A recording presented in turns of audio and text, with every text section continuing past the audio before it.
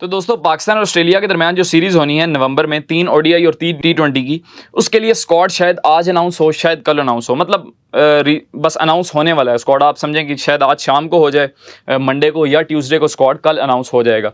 अब इसमें चंद खबरें आ रही हैं। एक तो खबर ये आ रही है रिजवान कप्तान बनेंगे, ठीक है, वेल एंड गुड। एक ये खबरें आ रही हैं कि बहुत से सीनियर प्लेयर्स को टीम में वापस लाया जाएगा, शायद आमिर को टीम में वापस लाया जाए। लेकिन यहाँ जो सबसे एक डिस्टर्बिंग फैक्टर है ना, वो ये है कि फ़खर जमान को टीम में नहीं रखा जाएगा। अब उसकी वजह क्या बताई जा रही है? उसकी वजह ये बताई जा रही है कि उन्होंने फिटनेस टेस्ट फेल किया।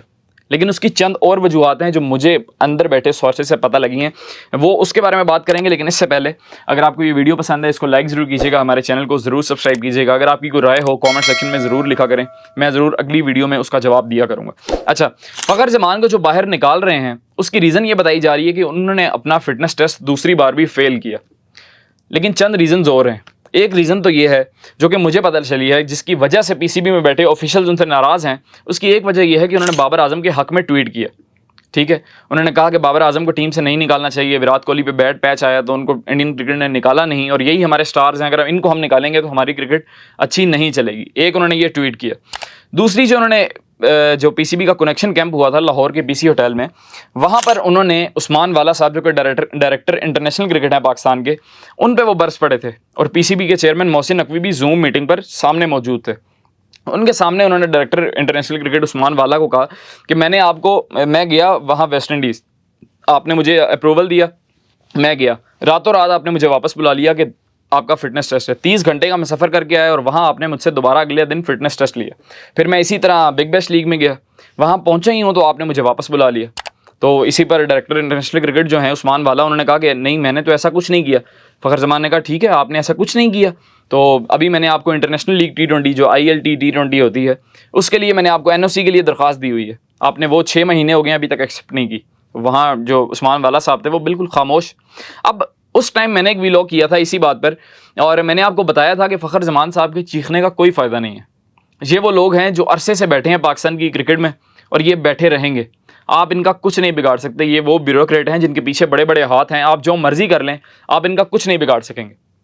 आप जो मर्जी कह लें। आप फ़खर जमान साहब को तो 1-2 साल क्रिकेट में बकाया है, इसीलिए उन्होंने नडर होकर ये स्टेटमेंट दे दी और चेयरमैन साहब के सामने उन्होंने ये बोल दिया। लेकिन इसका फ़ायदा नहीं है। फ़ायदा इसलिए नहीं है भाई, आप क्या कर लेंगे उनका? अब देखा ना, इसके कॉन्सिक्वेंसेज आ गए। अब फ़खर जमान को फिटनेस का बहाना लगाकर टीम से बाहर निकाला जा रहा है। हालांकि नुमान अली का भी तो फिटनेस टेस्ट फेल था, वो उन्होंने तो उनको इंग्लैंड के खिलाफ खिलाया। रिजवान का फेल था, उनको खिलाया, बल्कि नुमान अली ने 11 आउट करके आपको मैच भी जितवा दिया। तो ये पाकिस्तान है, यहाँ कुछ भी हो सकता है। आप जाहिद महमूद का फिटनेस टेस्ट फेल था पहले टेस्ट के बाद, आपने उनको घर भेज दिया। दूसरे टेस्ट में बगैर फिटनेस टेस्ट लिए आपने उनको खिला दिया। सऊद शकील का टेस्ट फेल था, वो भी खेल रहे हैं, स्कोर नहीं करे फिर भी खेल रहे हैं। तो ये पाकिस्तान है। अगर आपने उन लोगों को टेस्ट क्रिकेट खिला दी बगैर फिटनेस टेस्ट पास किए, तो ये तो वनडे टी20, और फ़खर आपके सबसे मेन बैट्समैन है।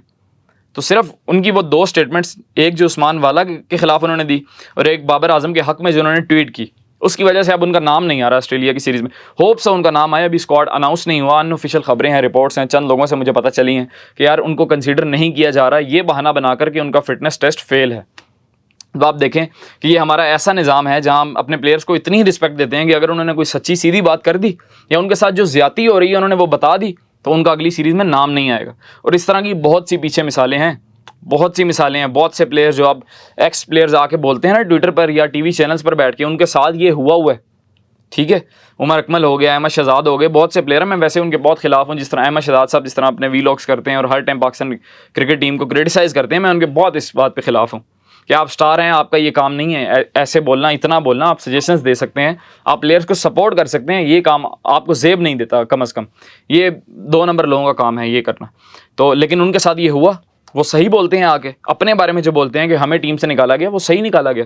अब आप फ़खर जमान की रिसेंट एग्जांपल आपके सामने है। अगर उनका नाम नहीं आता तो आप देख लें कि सिर्फ उन्होंने कन्फ्रंट किया कि यार मेरे साथ ये गलत हो रहा है, ये नहीं होना चाहिए, और वो भी उस मीटिंग में जो मीटिंग इसलिए कॉल की गई थी कि आप बताएं पाकिस्तान की क्रिकेट में क्या गलत हो रहा है, और उन्होंने बताया कि क्या गलत हो रहा है, और पीसीबी के चेयरमैन मोहसिन नकवी साहब के सामने बताया कि ये गलत हो रहा है। तो अब रिपोर्ट्स आ रही हैं कि उनका नाम नहीं आएगा। खैर, होप्स हो पाकिस्तान का अच्छा स्क्वाड अनाउंस हो, रिजवान कप्तान बनने जा रहे हैं, फ़खर जमान का भी नाम आए, पाकिस्तान के मेन प्लेयर हैं। हसनैन की वापसी होने जा रही है, सुना है आमिर को भी अप्रोच किया गया है पीसीबी की जानिब से कि आमिर भी वापस स्क्वाड में है। तो खैर, ऑल इन ऑल उम्मीद करते हैं कि अच्छा स्क्वाड बने। आपकी इसके बारे में क्या राय है, कमेंट सेक्शन में ज़रूर बताइएगा। बहुत शुक्रिया।